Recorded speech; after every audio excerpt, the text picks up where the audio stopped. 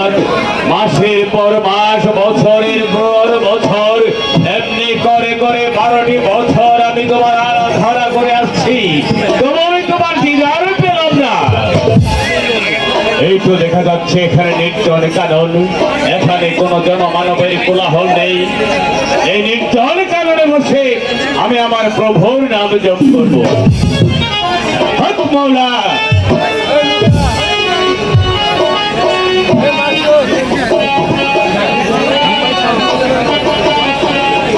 ওই তো নির্জন কানন, যেখানে কোনো জনমানবের সারা শব্দ নেই, যেখানে একা বরবাদ ছাড়া আপন বলতে কেউ নেই, যেখানে একা বরবাদ ছাড়ার জন্যে এক ফোঁটা চোখের জল কেউ ফেলবে না।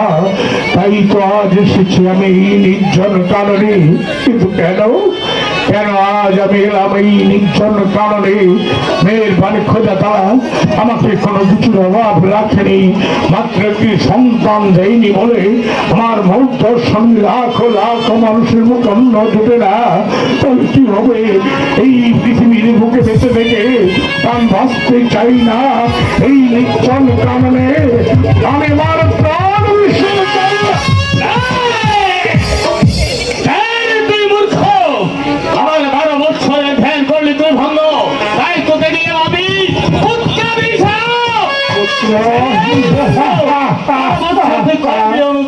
মণিবর, এই পৃথিবীর বুকে যে আমার কোন সন্তান নেই। সন্তান নেই না, তাহলে কি মনির অভিশাপ মিথ্যে হয়ে যাবে? তা তো জানি না। এই যে মনির বাক্য কোনদিন বৃথা যেতে পারে না। তাই তো এই মনির বাক্য ভালোভাবে রাখার জন্য একটা ছেলে সন্তান হবে, আমার একটি পুত্র সন্তান হবে। তাহলে আপনি বলতে চান এই পৃথিবীর মুখ থেকে আমার আজকের নাম মুছে যাবে? তবে শুনে রাখ, এতে তোর এত আনন্দিত হওয়ার কিছুই নেই। তবে তোর যে পুত্র সন্তান হবে তার পরমায় হবে মাত্র 12 দিন। এই পৃথিবীর বুকে আমি আজকাল নামে পরিচিত যে আমার একটি সন্তান হবে, তার পরমায় মাত্র 12 দিন। তা হতে পারে না মনে ঘরে, তা হতে পারে না। তুমি তোমার বাক্য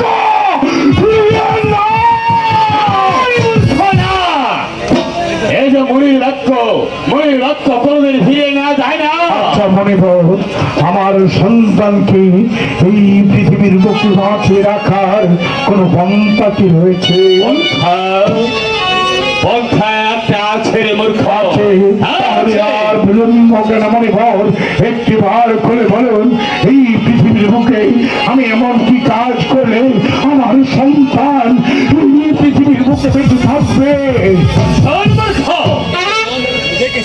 তোর পুত্রের 12 দিন পূর্ণ হবে, ঠিক সেই দিন কোন 12 বছরের যুবতী কন্যার সহিত বিবাহ দিতে হবে। তাহলে তোর সন্তানের বয়স হবে 12 বছর এবং বিয়ে হওয়ার রাত্রে পুত্র বধূকে 12 বছরের জন্য দিতে হবে তোকে নির্ভর। কখনো সম্ভব নয়। আমার সন্তানের বয়স যখন 12 দিন হবে, 12 বছরের কন্যার সঙ্গে তার বিয়ে দিতে হবে, কখনো সম্ভব? তবে তারপর হবে 112 বছর। আর যদি তাই না হয় তাহলে এ হবে তোর বাদ্যে মনির অভিশাপ। মনির বাক্য যদি মানিস তাহলে আশীর্বাদ, না মানলে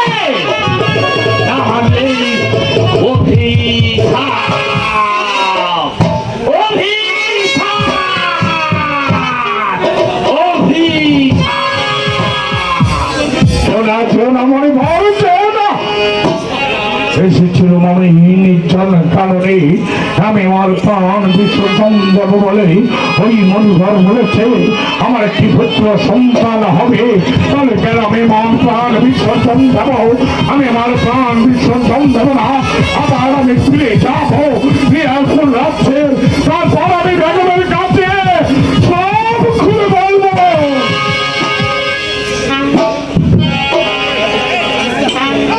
কত পথ ঘুরে এলুম, তবু জাহাপানাকে কোথাও খুঁজে পেলাম না।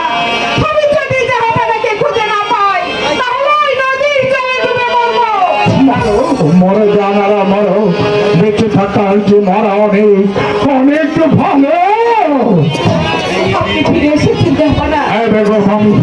বলছি আসুন তাহলে সব দুঃখ ভুলে গিয়ে প্রজাদেরকে নিয়ে সুখে বসবাস করি। কিন্তু দেখো একটি বার কি তুমি আমাকে জিজ্ঞাসা করবে না যখন ঘর ফেলে আমি কোথায় গিয়েছিলাম, কেনই বা গিয়েছিলাম? আমাকে খুলে না বললে আমি বুঝবো কি করে? আরে শোনো, আমি আমাকে ঘর ছেড়ে চলে গিয়েছিলাম ওই নির্জন কারণে আমি আমার প্রাণ বিসর্জন দিতে। আপনি কি বলছেন জাহাপানা? প্রাণ বিসর্জন দিতে গেছি? তারপর কি হচ্ছে জানো, আমি যখন প্রাণ বিসর্জন দিতে পেতাম সাক্ষাৎ হলে তুমি ঘরের সামনে ওই মরিবর কি বলেছে জানো? বলেছে তুমি এক পুত্র সন্তানের জননী হবে। আমি মা হবো। আপনি সত্যি বলছেন? আপনি সত্যি বলছেন জাহাপানা? আমি মা হবো। হ্যাঁ দেখো, তুমি মা হবে, কিন্তু দেখো তোমার সন্তানের পরমায়ু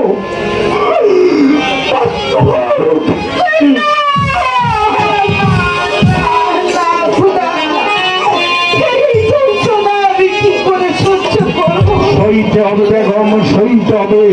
সে দেখো তোমার দিকে তাকিয়ে আছে নিরাশপুরে লাখ লাখ প্রজা সাধারণ। ওই প্রজা সাধারণ আর কখনো আমাকে আঙুল দেখে বলবে না এই তো চলে যাচ্ছে নিরাশপুরে এক কাপড় বাচ্চা। আজ হয়তো তার উচ্চস্বরে আমাদের অন্য বুঝবে না। আমি সইব জাহাপানা, আমি সইব। কিন্তু বেগম, নামটা মুছে যাক। কিন্তু বেগম তোমার সন্তানকে এই পৃথিবীর বুকে বাঁচিয়ে রাখার একটা পন্থ কিন্তু দিয়েছেন। কি পন্থা জাহাপানা? তোমার সন্তানের ভয় যখন 12 দিন পূর্ণ হবে, 12 বছর কন্যার সঙ্গে তার বিয়ে দিতে হবে। শুধু তাই নয় বেগম, তার সৌভাগ্য তাদের দিতে হবে 12 বছরের জন্য নিঃশ্বাস করে। আপনি কি বলছেন?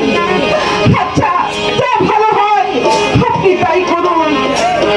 বেশ বেগম, তুমি তোমার এই সন্তানকে নির্বাসনে পাঠিয়ে বিরাট করে লাখ লাখ সন্তানদের মধ্যে হাসি ফোটাবে।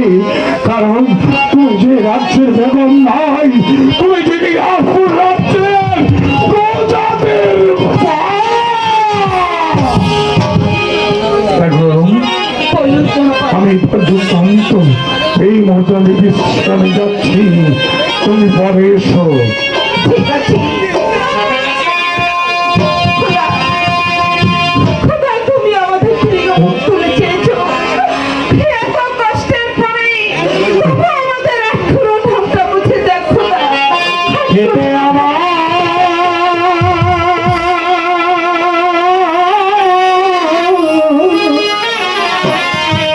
দিলে না গো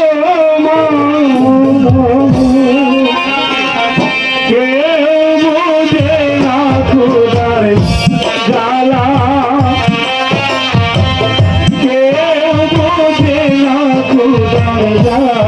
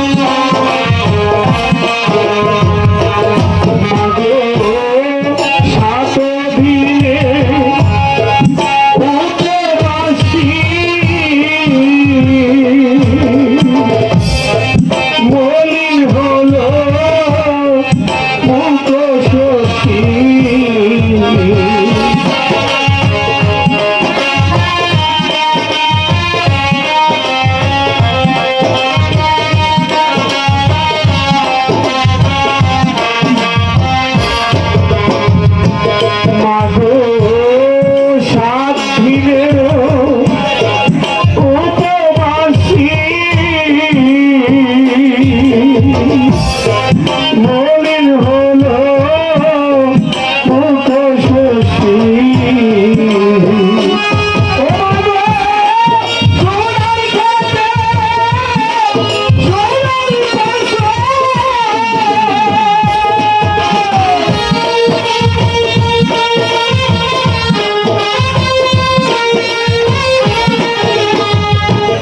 আমি চোখে দেখি গুলোকে ভাঙা, কেউ বুঝি না তোমার জ্বালা, কেউ বুঝি না তোমার জ্বালা।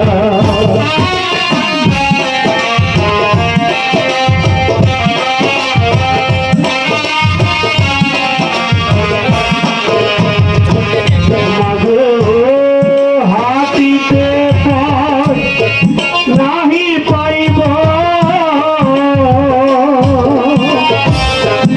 অনাহারে শরীর দুর্বল।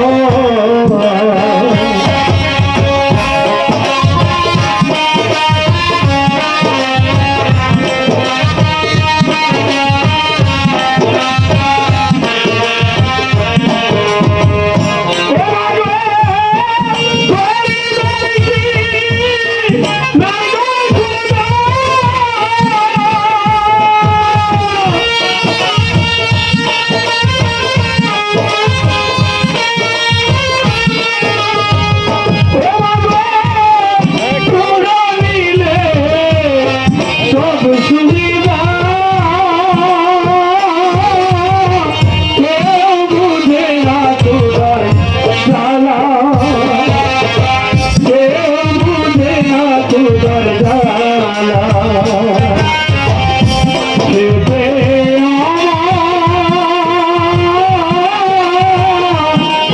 দিলে না গো মা,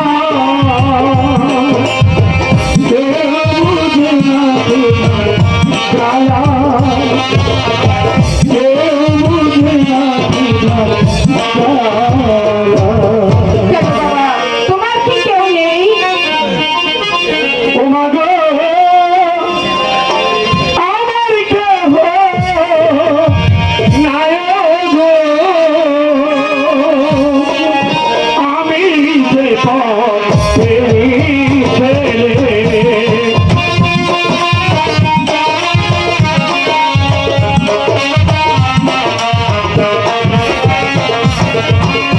সবাই থাকে দালান কোঠায়, সবাই থাকে দালান কোঠায়, আমি থাকি রাস্তায় রে, আমি যে গরিবের ছেলে।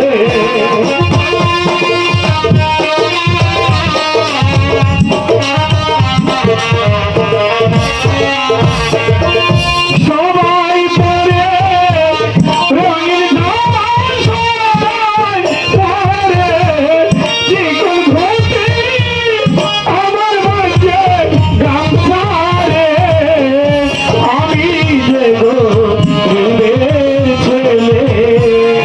আমার কেহ নাই গো ভবে, আমার কেহ নাই গো, আমি যে পথেরই ছেলে। তাহলে এসো আমার সঙ্গে, আমি তোমাকে খেতে দেব। চলে এসো তাই তো। আমার সঙ্গে। মাস্টার,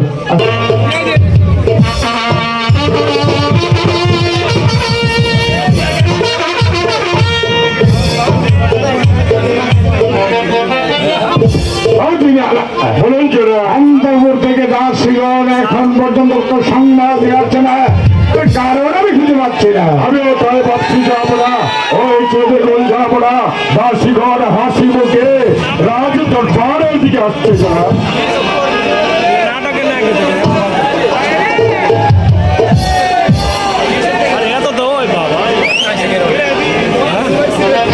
দাসীগণ, এই মুহূর্তে তোমরা খুলে বলো অন্তপুরের কি সংবাদ। শুনে শুনে শুনে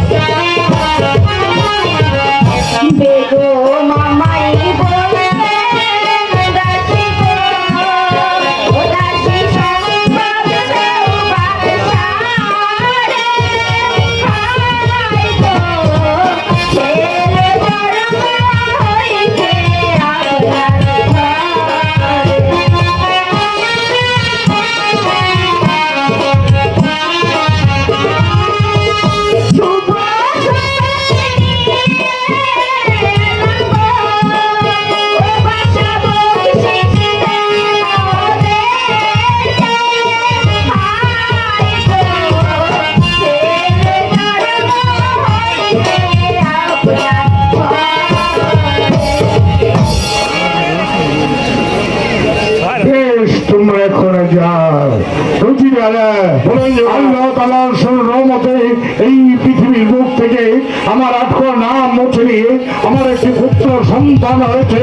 এবার আপনি বলুন, আমি আমার একমাত্র সন্তানের কি নাম রাখতে পারি? শোনাও, আমি বলছিলাম কি আমাদের রাজ্যের সারা রাত জ্যোতিষীকে রাজ দরবারে ডেকে এনে আপনার একমাত্র সন্তানের নামকরণ করলে অতি উত্তম হতো। যাবো আমি তাই করবো। এই কে আছিস? রাজ জ্যোতিষী।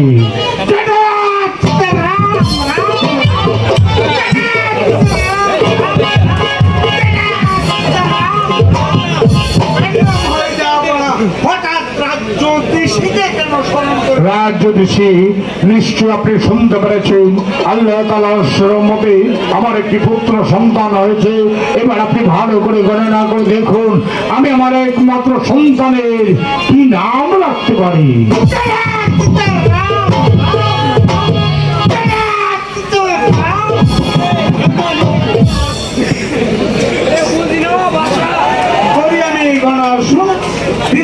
রাজরাজের কানের শোনা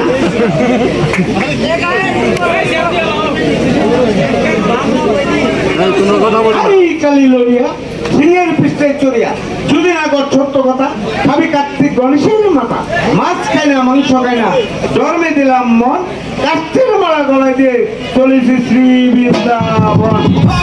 পেয়েছি পেয়েছি পেয়েছেন? তাহলে এবার খুলে বলুন আমি আমার একমাত্র সন্তানের কি নাম রাখতে পারি।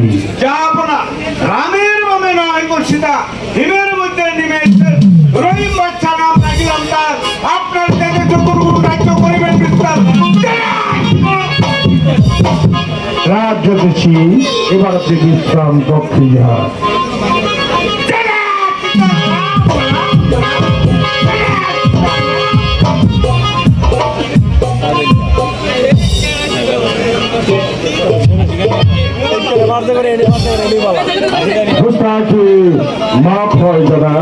আল্লাহ তাআলা রাব্বুল আলামিনের অশেষ রহমত ও পরিবারের আশীর্বাদে আপনার একটি সুন্দর ফুটফুটে পুত্র সন্তান জন্মগ্রহণ করেছে।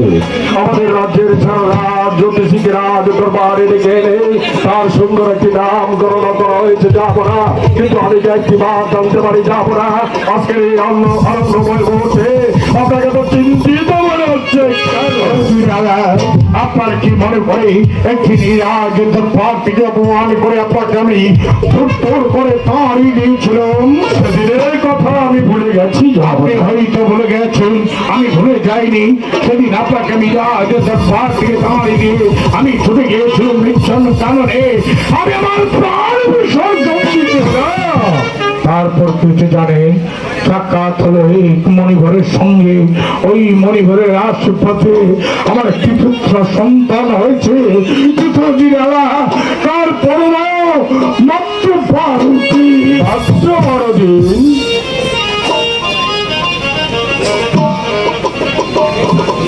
কিন্তু জনাব, আর কি কোনো পন্থা নেই? আছে অধিরারা আছে। আমার সন্তানের বয়স যখন 12 দিন পূর্ণ হবে, 12 বছরের কন্যার সঙ্গে তার বিয়ে দিতে হবে। সেখানেই ক্ষান্ত নয়, তাদেরকে 12 রাত্র দিতে হবে 12 বছরের জন্য নিঃশ্বাসে। তাতে আপনার কি আছে? যাবো না। আপনার অত্যন্ত বিশ্বস্ত এই উজিরালাত রয়েছে। আপনি একটিবার আমাকে আদেশ দিন, আমি যেমন করি হোক, যেভাবে হোক 12 বছরের কন্যার সন্ধান আমি করবো। যাবো না। তাই করুন, এই মুহূর্তে আপনি আমার আদেশ যাবেন দিনাজপুর রাজ্যের এক প্রান্ত থেকে অপর প্রান্ত পর্যন্ত, শ্রীনকুটির থেকে রাজমহল পর্যন্ত আগামী শুক্রবার তার কন্যার 12 বছর মনে যাচ্ছে। তাকে রাজকে সম্মান দিয়ে আপনি তাকে নিয়ে আসবেন রাজ দরবারে। ঠিক আছে, যাবো না। ঠিক আছে, আপনি যখন আমাকে আদেশ করেছেন তখন আপনার আদেশ মাথায় নিয়েই আমি এই মুহূর্তে চলে যাবো দিনাজপুর রাজ্যের আলাতে গালাতে। তারপর রাজ্যের প্রান্ত থেকে অপর প্রান্ত পর্যন্ত, চিহ্নকুটির থেকে রাজমহল পর্যন্ত কন্যা করে বুঝে দেখবো তারপর রয়েছে 12 বছরের কন্যা। তারপর যেভাবে হোক, যেমন করে হোক, ওর কন্যা এবং কন্যার পিতাকে রাজকীয় মর্যাদা দিয়ে রাজদরবারে হাজির করবো। হুজুর সাহেবের উপর ভরসা করলে চলবে না, আমাকে জানতে হবে আগামী শুক্রবার আমার এই নীলারপুর রাজ্যের মধ্যে তার কন্যার বয়স 12 বছর পূর্ণ হতে যাচ্ছে। তাই আছিস রাজ্যধীশী।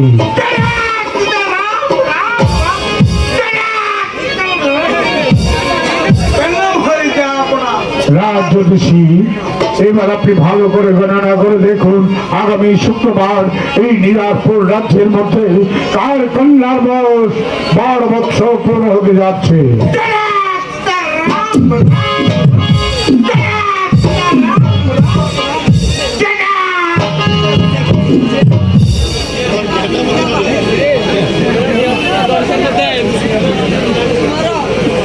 তাই তাই তাই শ্বশুর বাড়ি যাই। ছোট্ট বড় বাপ ডাকিলে খুশির সীমা নেই। রাম রাম রাম। কেন রাজ্যধীশী পেয়েছেন তাহলে খুলে বলুন। তার অর্থ আমি বুঝতে পারছি না, আপনি খুলে বলুন কি বলবেন।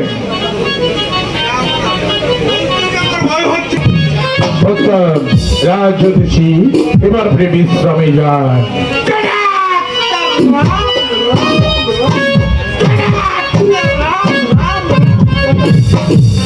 অজিতকে পাঠিয়েছি 12 বছরের কন্যার সন্ধান করতে, কিন্তু অজির আলা এখন পর্যন্ত ফিরে আসছে না কেন? তবে কি অজির আলা 12 বছরের কন্যার সন্ধান করতে পারেননি? না, চলে হবে না। আমি সারা রাজ্যময় তন্ন তন্ন করে খুঁজো 12 বছরের কন্যার সন্ধান আমি করতে পারলাম না। যাব আপনি সমস্ত রাজ্যময় ঘুরে 12 বছরের কন্যার সন্ধান করতে পারেননি, কিন্তু আমি আজ দরবারে বসে আমি যে 12 বছরের কন্যার সন্ধান করতে পারি। তাহলে একবার আমাকে ঘুরে বলুন কার ঘরে রয়েছে 12 বছরের কন্যা। আমি এই মুহূর্তে যদি যাবো ওই কন্যার বাড়িতে, তারপর জমা করি হোক জমাবি হোক ওই কন্যা এবং কন্যার পিতাকে রাজকীয় মর্যাদা দিয়ে রাজ দরবারে হাজির করল।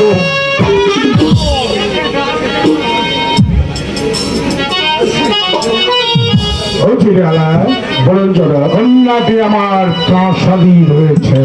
চলো একবার আমাকে খুলে বলুন সেই কন্যাটি কে। জানতে চান তাহলে শুনুন, আগামী শুক্রবার এই নীলারপুর রাজ্যের মধ্যে আপনার একমাত্র কন্যা মা রূপারের বয়স 12 বছর পূর্ণ হতে যাচ্ছে। এই আমার একমাত্র সন্তান প্রতিদিন বাচ্চাকে মা সবার সামনে আপনার একমাত্র কন্যা মা রূপারকে আমি মৃত্যু চাই।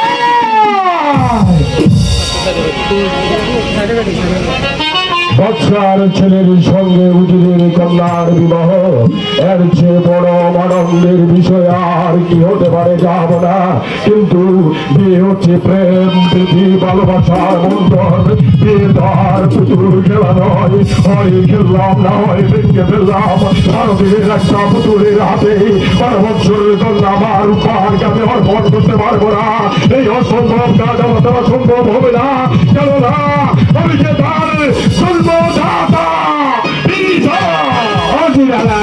আপনি যদি আমার প্রস্তাব মেনে না নেন তাহলে রাজ্যের মধ্যে একটা গোলযোগের সৃষ্টি হবে।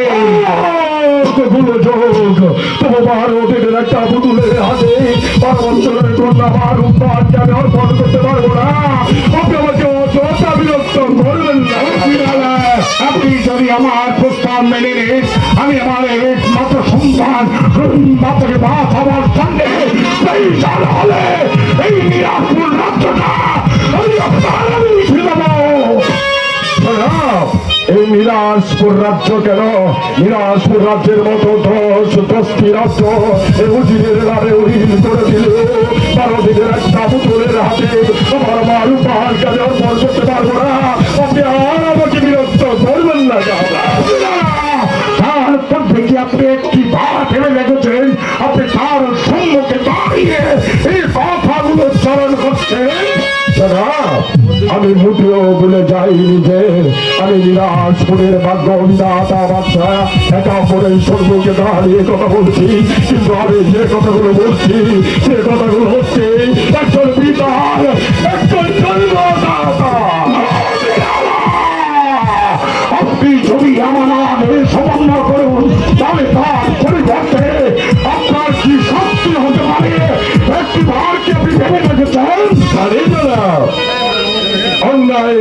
আপনি আমার প্রাণ দণ্ডের আদেশ দিতে পারেন, কিন্তু আমার এই তুচ্ছ প্রাণের জন্য আমার মাতৃ আমার রূপারের সর্বনাশ আমি করতে পারবো না। বড় তার পূর্বে তার রূপারকে গোলা যেতে পেরে কেটে টুকরো টুকরো করে ওই নদীর স্রোতে ভাসিয়ে দেবো, তোমার সন্তানের হাতে তুলে দেবো না। আপনি যদি আপনার একমাত্র কন্যার জন্য এত কঠোর হতে পারেন, এত নির্মম হতে পারেন, তাহলে আমি কি পারি না আমার একমাত্র সন্তান আমার জন্য একটু কঠোর হতে, একটু বাঁচাতে হবে? তাই তো শেষবারের মতো আমি আপনাকে জিজ্ঞাসা করছি, বলুন পারেন জনাব আপনি নীলাশ্বরের বাদ্য বিধাতা দিনকে রাত আর রাতকে দিন করতে পারেন? আপনার একমাত্র পুত্রকে পৃথিবীর বুকে বাঁচিয়ে রাখার জন্য যদি আপনি কঠোর হতে পারেন, তাহলে আমার মেয়ের বা রূপারের সুখের জন্য, শান্তির জন্য আমি কেন পারবো না আপনার পদ তুলে বসবো?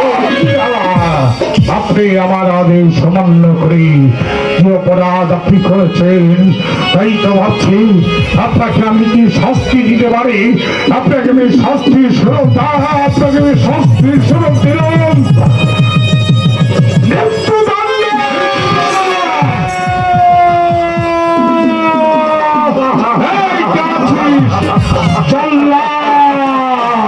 শুয়েছিলাম বিশ্রাম কক্ষে, ওকে তাক করেছে লাল করবারে, জানি না কোন ভাইয়ের বুক খালি করতে হবে।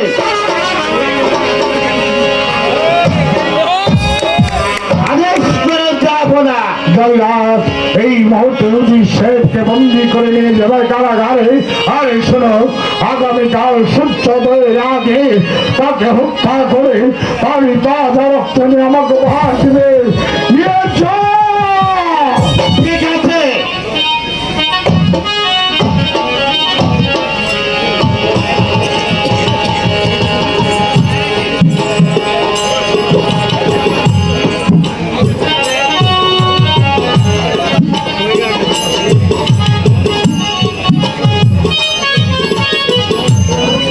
আদেশ চলে আসে রুদির সাহেব।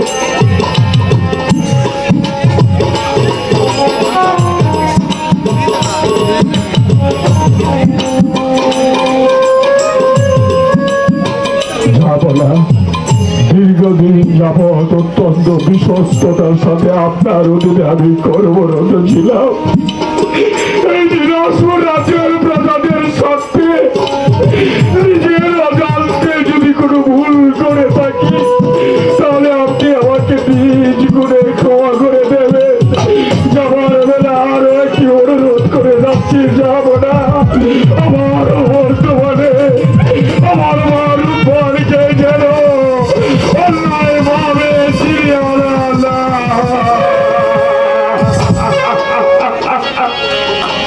চলে আসে রুদির সাহেব।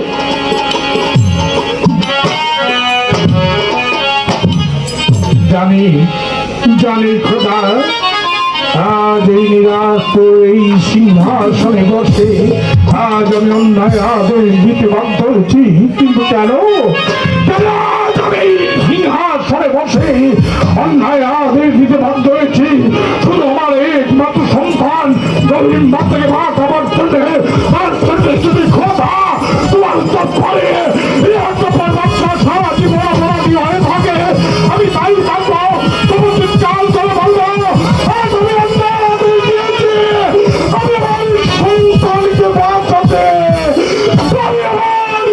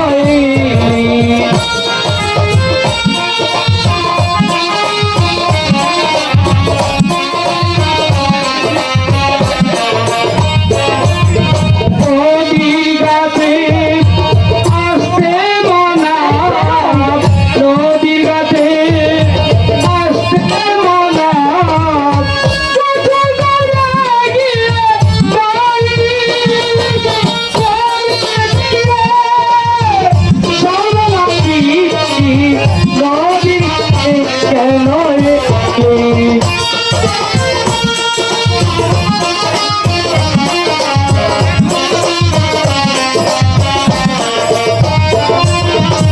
আপন ভাইয়ে পারলি কুরাব, আপন ভাইয়ে পারলি কুরাব,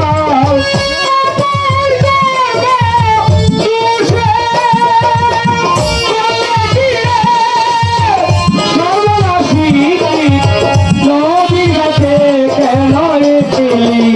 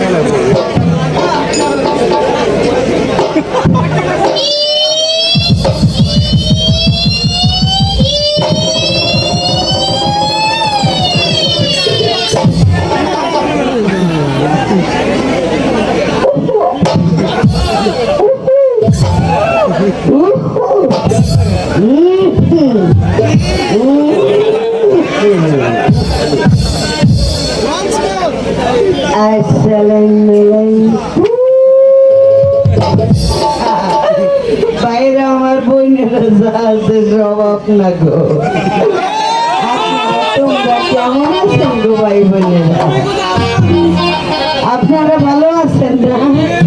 আপনারা তো ভালো থাকবেন, কিন্তু আমি তো ভালো নাই গো ভাই। কেমন করে ভালো থাকবেন এই সব দিক থেকে ভালো থাকতে পারি না গো ভাই।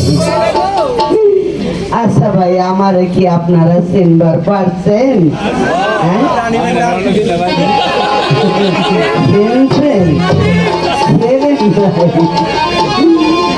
আমি হইলাম গিয়া উজিরের বাড়ির তাই,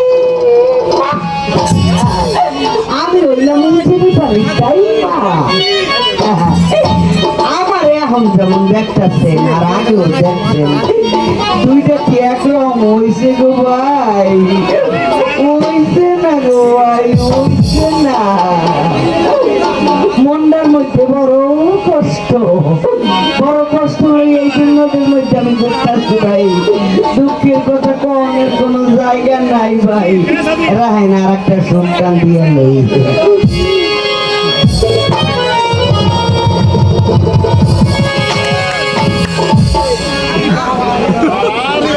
ভাই গো। এই দুনিয়ার মধ্যে নারী জাতির একটা সম্পত্তি আছে গো ভাই, এইটা হলো স্বামী। সেই নারীর স্বামী নাই আর কি গো আছে গো ভাই? নাই গো ভাই, নাই, কেউ নাই। এইটা আমার নাই। আমি দুনিয়ার মধ্যে 1 লাখ লাখ ঘুরি, 1 লাখ লাখ খাই, 1 লাখ লাখ খাই, ঘুমা খাই ভাই, তুলার বালিশ লইয়া ঘুমাই।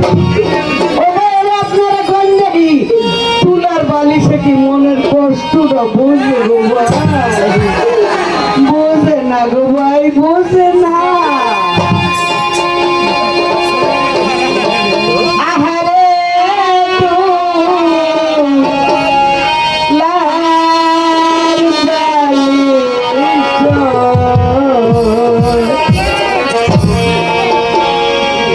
মুখে নাই রে কথা, আর কেমন কইরা বুঝবারে তো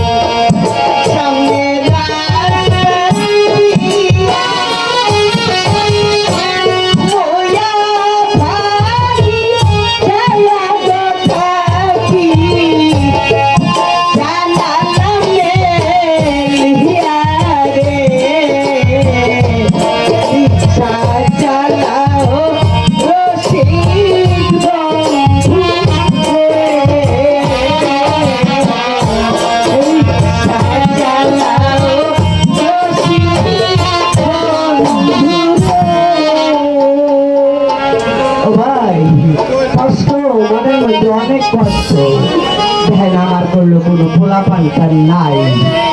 আমার জামাই আমার আল্লাহ করে ডাকতো বুসার মা কইয়া। আমার একদিন হঠাৎ করে কইল কি বুসার মা গো তুমি কি আমার এখন গান শুনাইতে পারো? আমি কইলাম দেখতেই কেমন কথাটা কইলো। আমি কেন মানুষ, আমি কি কোনো গান বাজনা জানি? এরপর আমার বুসার যাবে আমারে কইল কি আমি যখন কথাটা কইছে জামাই কথাটা তো অবশ্যই আমার রাখতে হয়। আর জামাই কথাটা যদি আমি না রাখি আল্লাহর দ্বারা আমি গুণাগারি হইতাম না গো ভাইসা বেরা। এই একবার ভাবলাম কি গান একটা গান দিলাম ও না ও গান কি গানটা গামু নাই? আচ্ছা মাশাআল্লাহ মাশাআল্লাহ। পারো না বছরে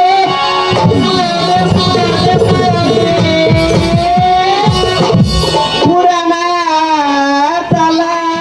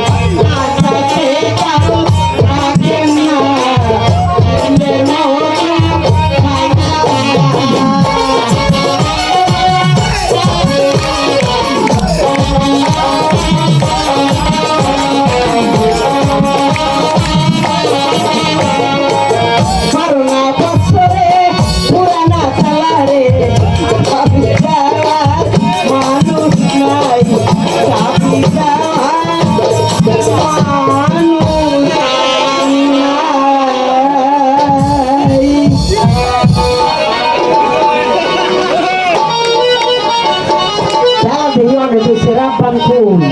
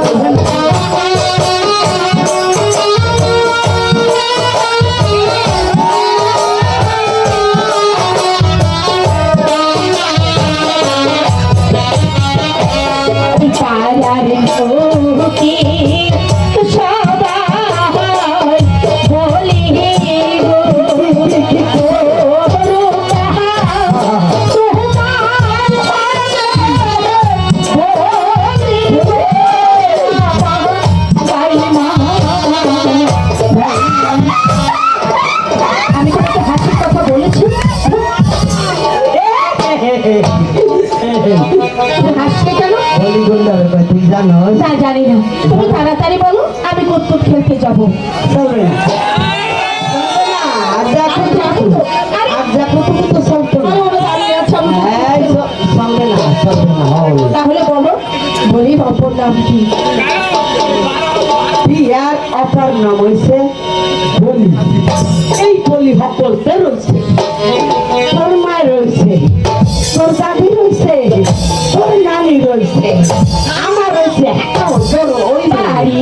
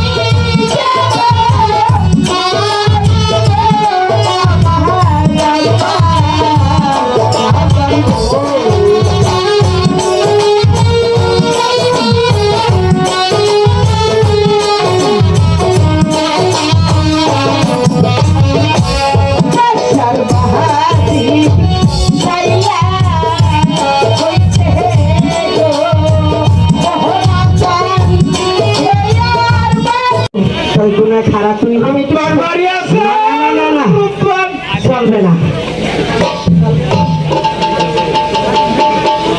আরে রাব্বান আব্বা এদিকে আব্বা এই সদর রাব্বান বাড়ি আছে গো রাব্বান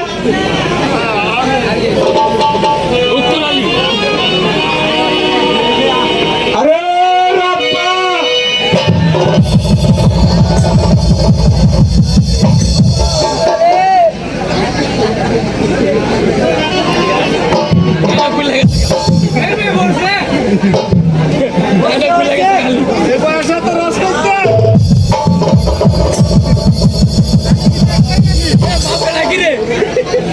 তুমি কেন বহু আমি হইলাম এই উত্তর পাড়ার দাদু।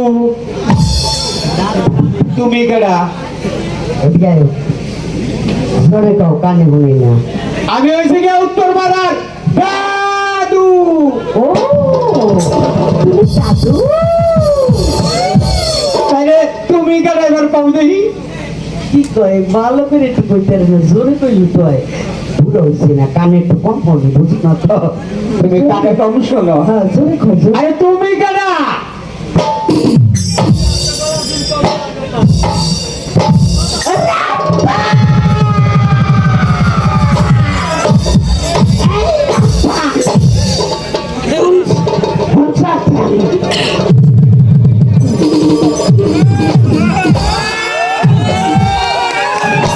আরে কি হয়েছে তোমার?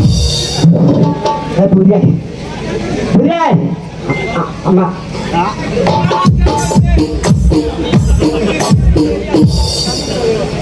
বুড়িয়াই আমারে কি করতে লাগছে আমারে কি করতে লাগছে তুই বলছ না আমারে কইতে লাগছে আমি বলে কেডা আরে এই তো লাঠে আমারে চিনে না এমন মানুষ কি আছে না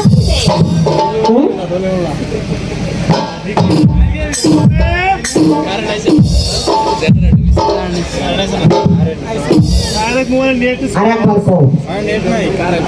আমি কইতাছি তুমি এবারের কেডা? হারাপ্পান বুঝে লাইছি মনে হয় নতুন ভর্তি হয়েছে এর লেগে আমার চিনে না। বুঝতে লাইছি তুই নতুন ভর্তি হয়েছে এর লেগে তুমি আমার চিনে না। কোনো পরিচয়টা আমি পিতা আমি হইলাম কি উজির সাহেবের বাড়ি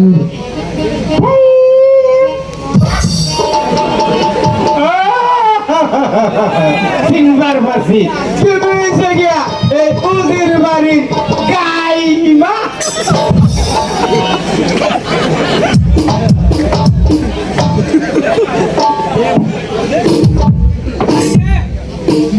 বুড়া হয়েছে না তোমার বয়স হয়েছে না তুমি ভালোভাবে কথা বলতে পারো না শুদ্ধভাবে বলতে পারো না তাই মা কোনো শব্দ হয় অশিক্ষিত কোথাকার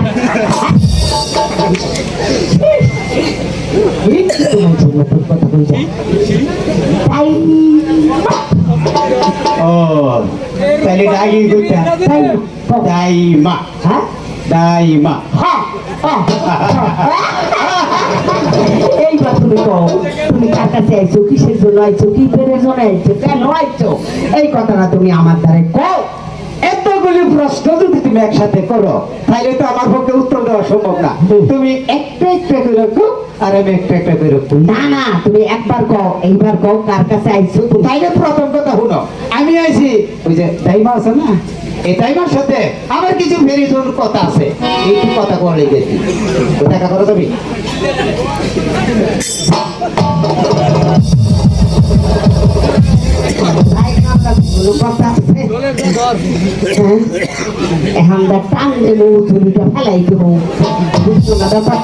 আসল কথাটা কও।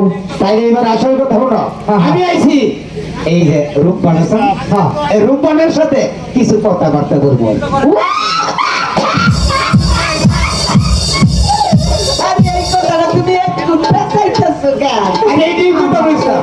আরে চলে আয়। বয়স হয়েছে তো সামনের কথা বড়টা দিলে ফেটে দিছে। হ্যাঁ, বসো বসো। হ্যাঁ।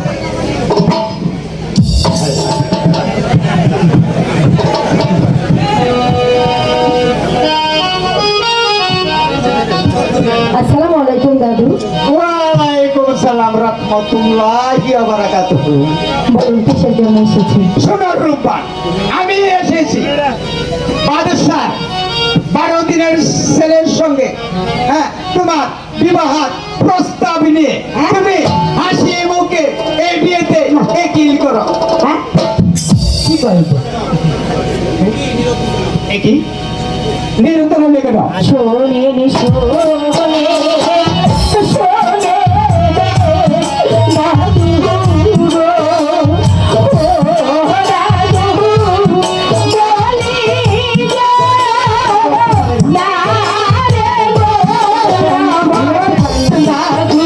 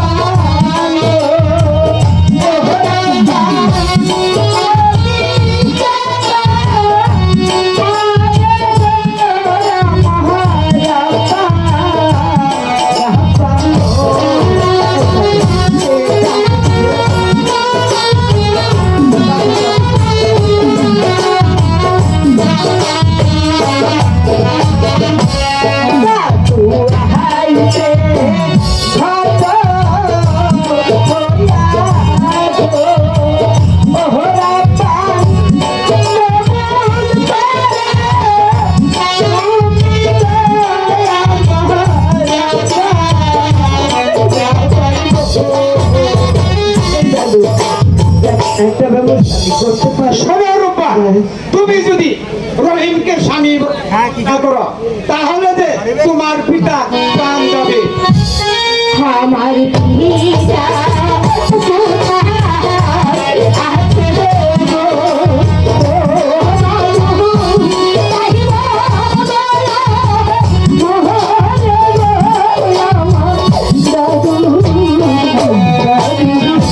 শোনো রূপা, তোমার পিতা এখন একাবর বাদশাহ কারাগারে বন্দি আছে। হাতে ধরি পালি বলি গো রাজু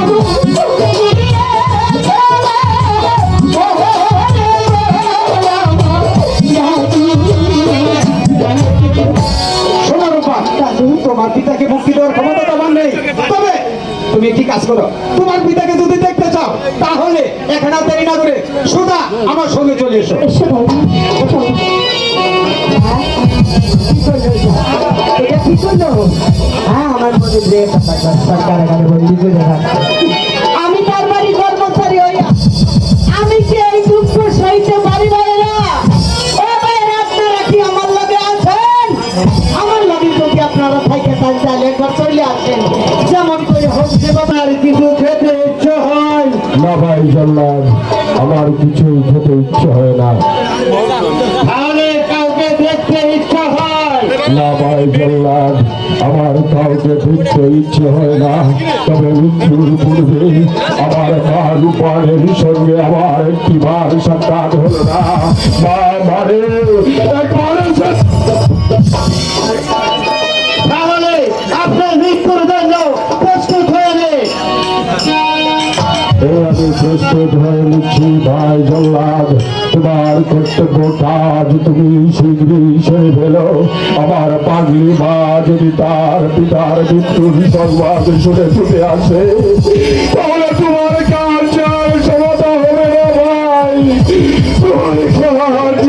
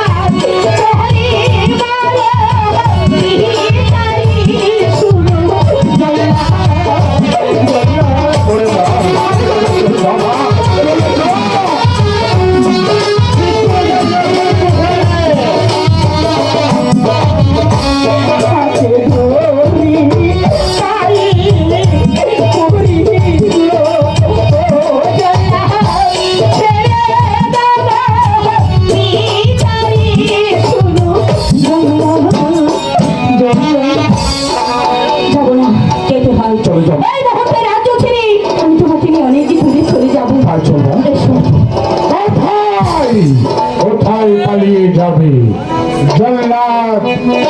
তুমি তোমার কাজ শেষ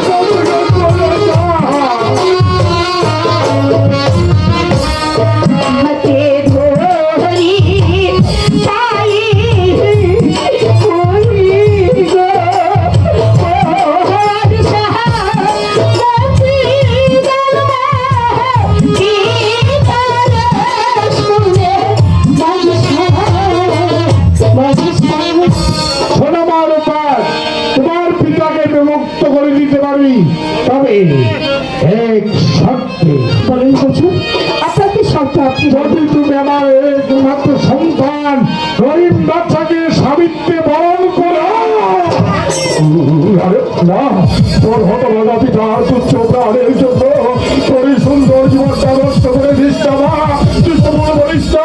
আরে মা, বাবা, বাবা, তুমি আমার তো শুনে রাখছি কিনা, বাবা, বাবা, বাবা, বাবা, বাবা, তুমি আমার বাবা রাখছি কিনা, আর বাবা, বাবা, তুমি না তোর সবে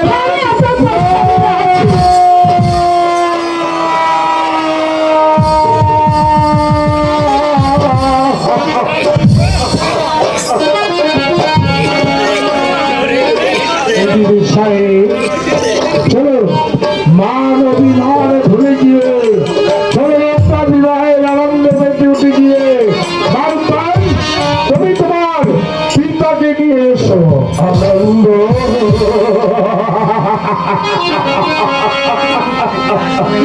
আমার সকল আনন্দ তো ওই নদীর স্রোতে বেঁচে গেছে রে মা। তুমি চিন্তা করছো কেন?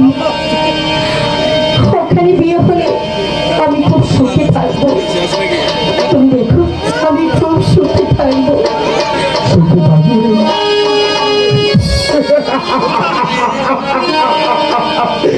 আমার মেয়ে আমাকে বুঝাতে চাই সুখ কাকে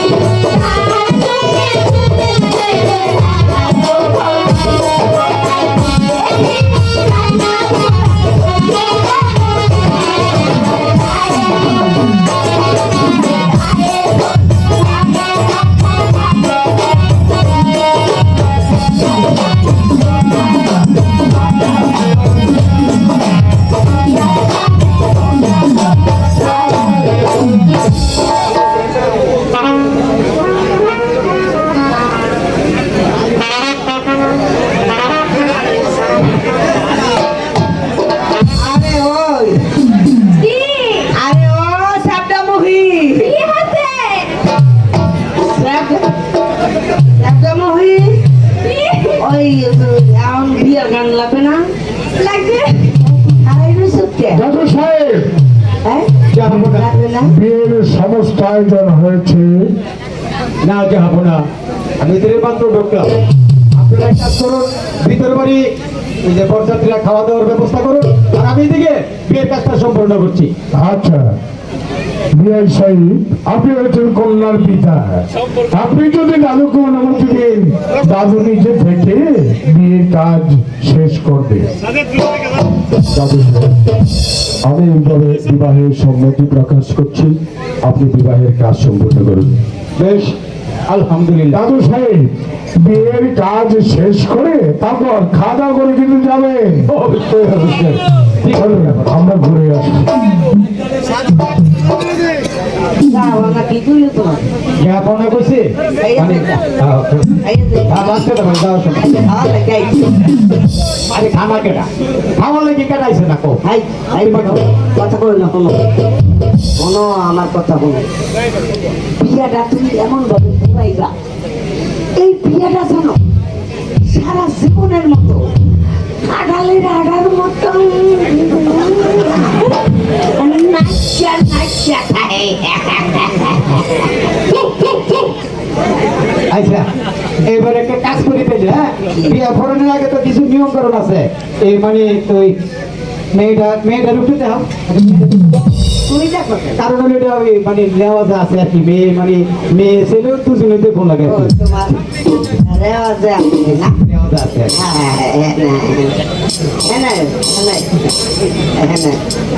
তুমি আমার লগে লগে আইও উঙ্গাইও না। এই যে দেখো এইটা হইলো আমাকে কয় কর না মানে বউ বউ মাশাআল্লাহ, মাশাআল্লাহ, মাশাআল্লাহ। এবার সাইডারে কুদা খাও। এইটা আবার দেখুন লাগবো কি, একটা দেখলেই তো হইছে। তাইলে না দেখে তো বিয়া ফোরান যাইব না। আরে কি মুশকিল, পুরা রইলে দূর মাইয়ে রইলে এত বড় এই যদি কোনো পেঁয়াজ কুচ লাগাই দেখতো তো পেয়ারের আর কোনো শেষ ওই বলি কই গেলা? ওই বল করতেছ। খাই না ওইটা না দেখলে হইতো না না। ছেলে না দেখে বিয়া ফোরানো কেমনে? কাবিন দিতে হইব না। ছেলে দেখে মানে এসে আর উপর নির্ভর করে তো কাবিন দিব। আপনারা কি কর? আচ্ছা আচ্ছা দেখো আম্মা আম্মা গো ও মায়ো মায়ো গো দেখো মাম্মা ও মা ওই শাহজাদারে মোল্লা ভাই একটু দেখো একটু দেখাই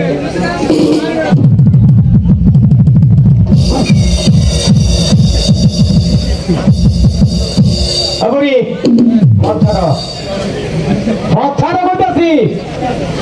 কেন পথার কেন এই বিয়া হইব না। কেন হইব না বাল্য বিবাহ হ্যাঁ অনশনী করে বন্ধ হয়ে গেছে না, মাত্র হয়েছে অনরক্ত দাগ লইছি। এই বিয়া হইব না।